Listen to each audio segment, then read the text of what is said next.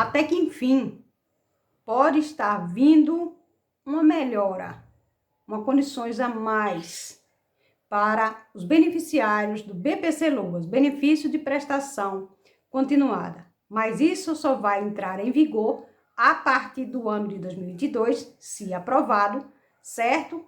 E com regras escalonadas para um determinado grupo aí de beneficiários, certo?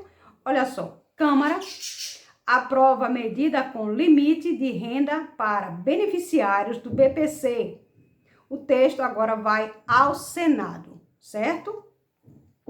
O texto fixa a proposta prevê, a partir de 2022, uma regra escalonada que pode ampliar o teto para meio salário mínimo, ou R$550 hoje, e pode aumentar um pouquinho com o salário mínimo de 2022, certo?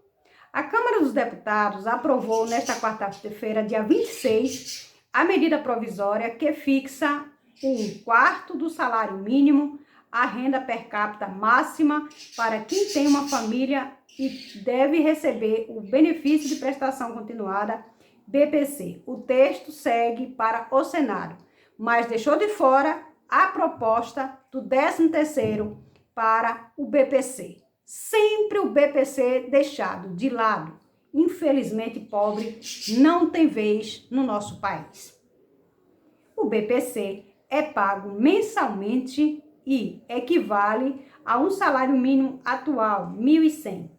Tem direito ao benefício idosos, pessoas com deficiência que comprovem não ter meios próprios de se sustentar, nem com o auxílio da sua família, certo?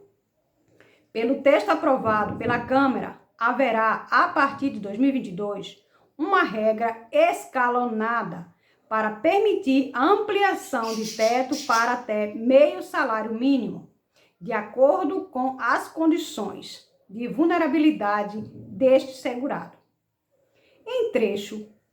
Esse trecho foi incluído pelo relator Eduardo Barbosa, do PSDB de Minas Gerais, após um acordo com os parlamentares.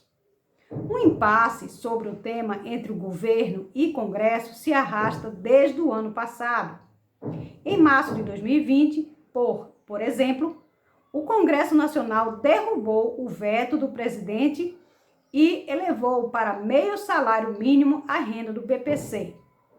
O governo, então, recorreu ao Supremo Tribunal, o STF, contra essa mudança, argumentando que a ampliação da renda elevaria as despesas de forma permanente, sem indicar a fonte de recursos, o que seria proibido por lei de responsabilidade fiscal, o LRF.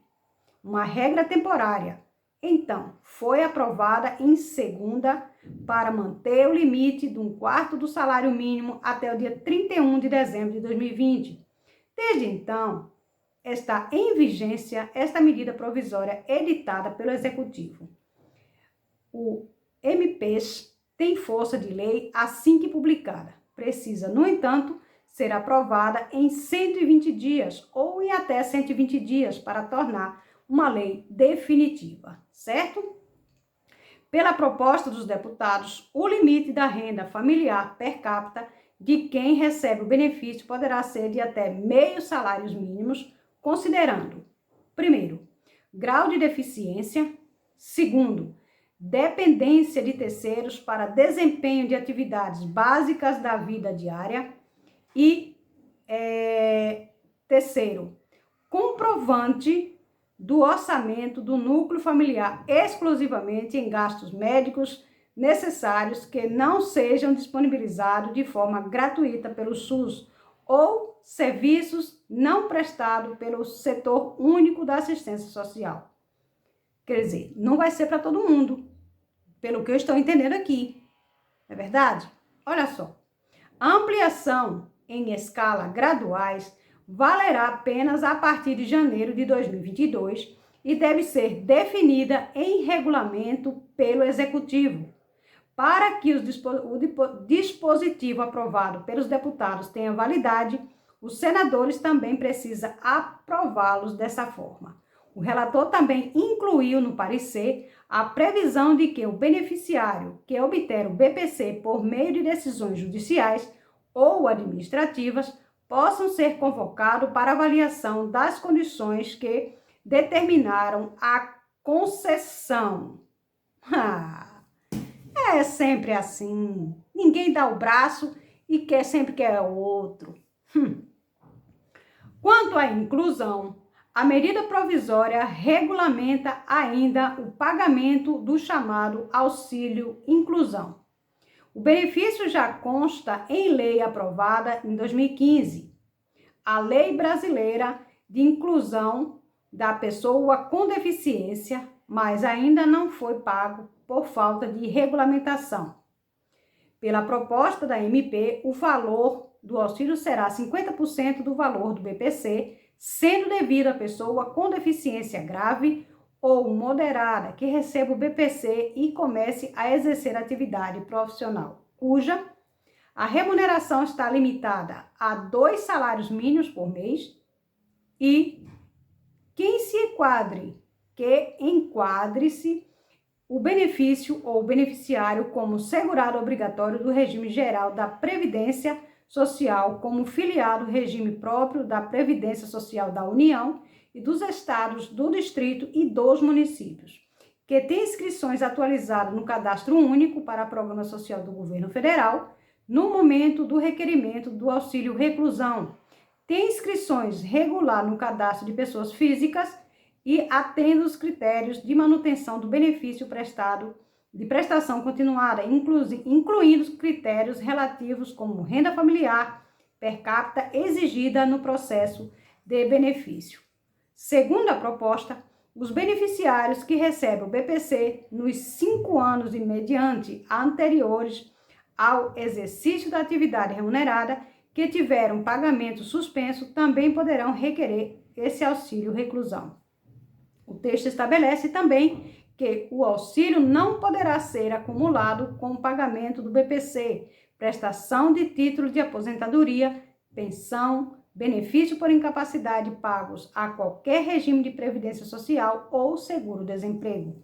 O beneficiário não receberá mais o valor do auxílio caso deixe de atender aos critérios de manutenção do BPC ou deixe de atender aos critérios de concessão de auxílio. A MP também diz que o auxílio reclusão não está sujeito a desconto de qualquer contribuição e não gera direito ao pagamento de abono. Cabe ao Ministério da Cidadania a gestão do auxílio reclusão e ao INSS a sua operacionalização, certo? Então está aí o novo texto que poderá ser aprovado aí pelo Senado, porque foi aprovado ontem na Câmara dos Deputados e traz aí mais direitos, né, com o aumento da renda per capita a partir de 2022. Lembrando que também está nesse texto aí direitos que o INSS pode chamar para avaliações como perícia médica, por exemplo, tá bom? Um grande abraço e até lá.